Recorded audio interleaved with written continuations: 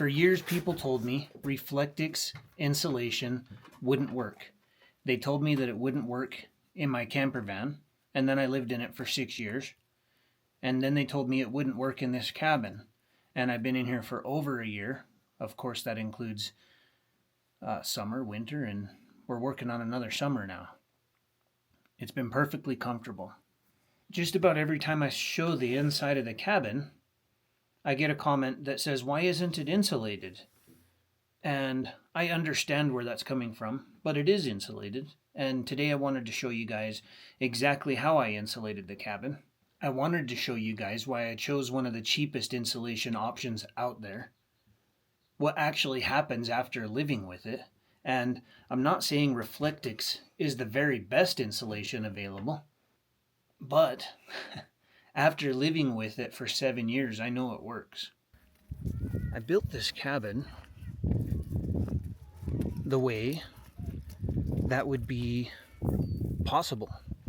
I wanted something that was affordable, something that wouldn't be extremely complicated, something that I could piece together over time.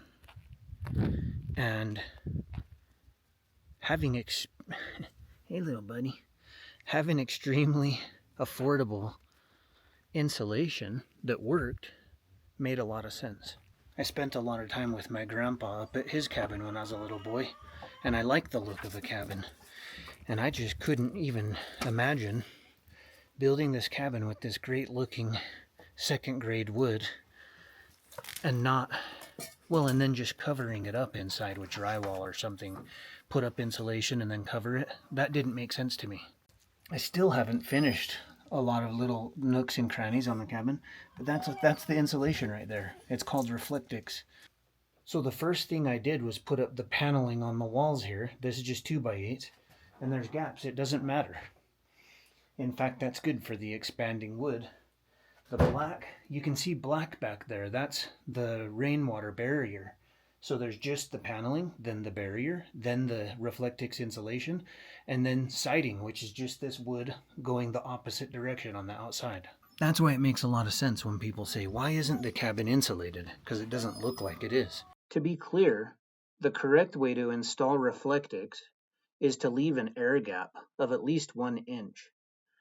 And while I did that on the floor joists by insulating the bottom of the joist and the top of the joist, which I don't regret doing at all because it helps keep the floor warmer, a good way to do that in the walls would be to put down ribs of wood and then sheet over top of them, and then maybe even more ribs of wood, and then the siding. And that would give you a 1 inch gap on both sides.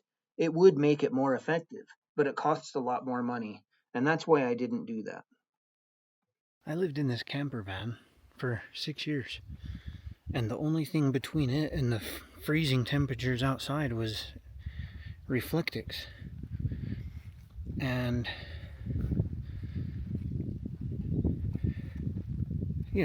people constantly told me that Reflectix would not work. And, specifically, because I had already built the camper van before I came out, they were saying it wouldn't work in the cabin. But I lived in the camper van for so long, knowing it worked perfectly fine. And that's why I actually insulated the roof of the shop and the cabin with Reflectix. If you're thinking about survival backpacking, you'll usually have some kind of a first aid kit and maybe an emergency blanket. And emergency blankets are a radiant barrier. So you lay in it and the heat reflects back to your body. And that's how Reflectix works. It's a radiant barrier.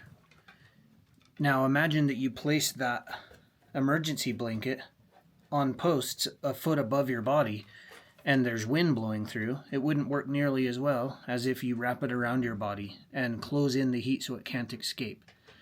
And that's one of the key things that makes Reflectix work really well, is to prevent air exchange. So in the camper van, an example, you don't want holes and areas for the air to come in and out and exchange too much. And the same applies for your cabin. You want to caulk the corners, seal any gaps. You can scrape that out later, but you want to seal the gaps so air can't exchange. And so once you heat the air inside the cabin when it's cold, that air stays inside and it's easier to maintain the efficiency of the heat. And likewise, when the sun beats down on the roof, it reflects away from the cabin.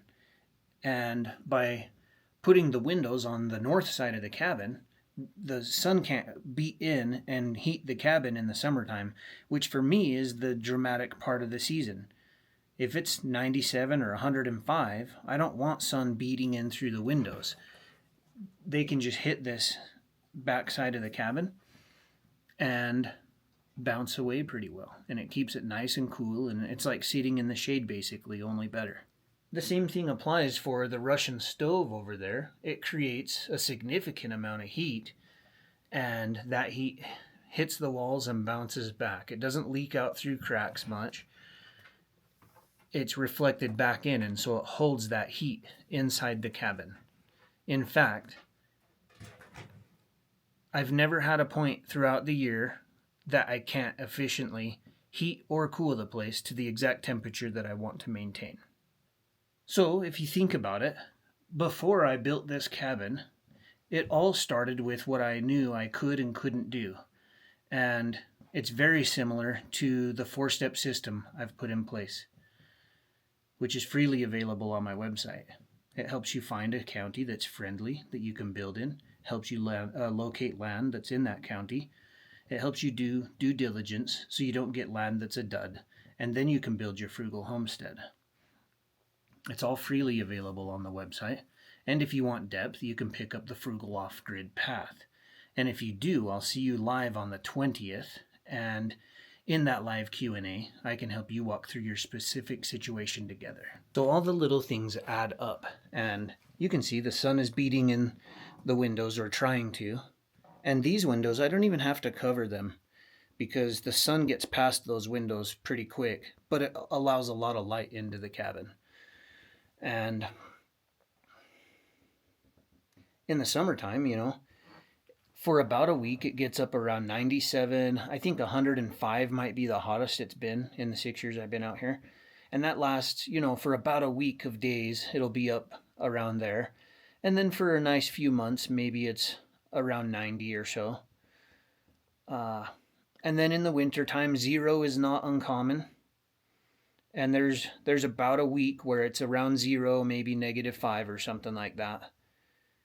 And I would say it's honestly colder for a larger part of the year than it is hot. That's just how the high desert can work, especially at night.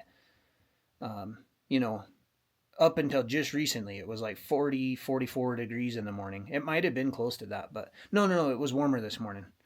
So we're into June, and it's finally not super cold outside. Like I haven't sealed the intake on my farm truck because I just haven't wanted to be out there when it's 40 degrees, especially when it's been closer to 90 in the daytime. I have 2 of these mini splits. This one leaked though. I even had a company come out and fix it and recharge it, and it leaked again. So I've only had the one heat pump running up in the bedroom there, and let's see. It's okay. So as far as air conditioning goes, just that one alone will keep the place completely comfortable year round, no problem. It was nice having another down here just for those few days that it was really, really hot. You could just pop it on and be even cooler. But even with this one down, this one handles the air conditioning side of things, no problem. It handles the heat side of things for most of the year. It's good enough it's always perfectly comfortable up there. But if you come downstairs in the morning, and it's 0 degrees outside, it's cold down here. And that's why having the masonry heater is nice. I can just load fire in that thing, and it keeps it plenty warm. It's easy to get it too warm in here. But it's also easy to keep it perfect in here with that thing. If you just, I just light a fairly decent fire every few hours or so. And then, of course, overnight, I probably go the whole 8 hours and then just light one in the morning. It keeps it perfectly comfortable in here. And even if you just put a diesel air heater down here, that does the same. I had that for the first while, and it also is perfectly capable of keeping it comfortable in here. What I'm saying is Reflectix is not the very best insulation on the market, but it is about the cheapest effective option that has done just fine for me for 7 years. It's not ideal for a luxury cabin or for somebody building in Alaska, but it is ideal for somebody building a practical frugal homestead.